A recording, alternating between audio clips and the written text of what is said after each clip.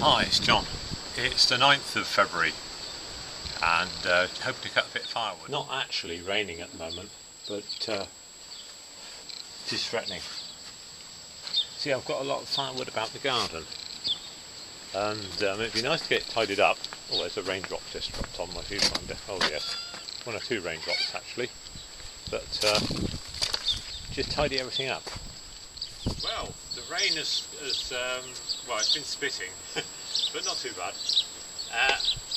I've cut up a fair old bit of odd bits and bobs, so I'm just going to cut this piece of pallet wood.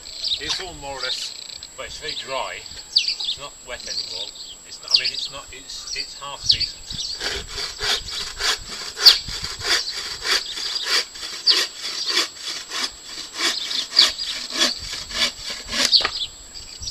Yep. So a lot of this pallet wood is pine, which isn't very good. But someone told me if you've seasoned pine for 25 years, it's all right to burn. But this is half seasoned anyway, and I'm going to put it round the wood burner so that it can season a little bit more. I've got some other odd bits about here. Some ash. Got a lot of ash trees around here, and boughs have been blowing off them. Now someone told me that you don't need to season ash, whether that's true or not, I'm not sure. And generally speaking, the other wood that I'm cutting up is fairly seasoned, but I will finish it off by putting it around the wood burning stove, and that will just take the moisture out of it over the time. But it will get the garden nice and tidied up. Now, under that wire over there, we've got quite a bit of wood which has been seasoning for 2 or 3 years, so that'd be alright to cut up. These pieces here, I'm quite impressed by myself with these pieces. Now this is a sort of sycamore type poplar, maple typey stuff. Very light. Now to cut through that, it's not rotten, we managed to cut through that with a bow saw. So that's a bit of strength. And got this for kindling. So I'm going to get, in a minute or two, I'm going to be getting it all indoors. Right, bye for now. So I don't know how much you can see of these logs. I've brought them in. I've got one lot of logs here, this side on there, and one lot of logs on the right here.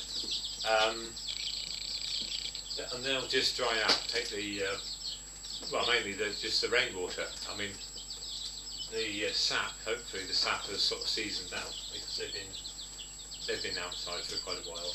But you have to catch them before they go rotten, don't you? It's not much good burning like rotten wood, it just sort of smoulders.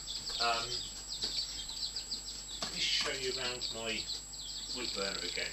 This, as I say, this is the Clearview 8 kilowatt stove, and it's got pipes in the back, and that heats a radiator upstairs. So it's got a back boiler. In my opinion, back boilers aren't so good as the boilers that come over the top.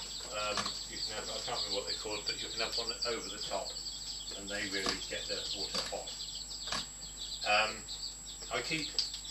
You'll notice that I've got this stand that it goes on, which is purpose-built stand for the Clearview, and so you can store wood under here for drying out, and then here I keep my kindling and tongs, gloves, little shovel which I use for getting the ashes across. It's got a riddle here, got a riddle there, but also you need to rake it about a bit to get the ashes out. And what else have I got? This can be used for shoveling the smokeless fuel, coal, if you want to. And the dustpan there. That's the handle. You need the gloves to operate the handle when you've got the fire going. Oh, and if you are planning on putting one of these wood burners in, it's useful to, well, this is what's called a flat top. You can have a hood over there, and obviously the idea of the hood is that it radiates more heat from the fire. But with the flat top you can use it like a Rayburn, so you can heat water, and if you are having one put in, make sure you leave enough room between here and here to put a saucepan or you know, whatever you want to simmer on there. It's very useful. This is lets the air in from the back, and then it comes down across the glass and keeps the glass clear, hence the Clearview. That's the ash pan, and then you've also got air to let in here, so you can control the fire, and with coal you can keep it in overnight, so it saves all the trouble of having to keep lighting fires. I bought an ash caddy as well, so as you can take the ashes out when it's hot still, and this is the ash caddy, and you can empty the ashes in there and then shut it up quick before the ashes you know, make too much dust. So the main thing about getting all that wood in was to tidy up the garden, so you know, gradually as we get to spring, you know, it'd be nice to have a tidy garden. You know, I don't really.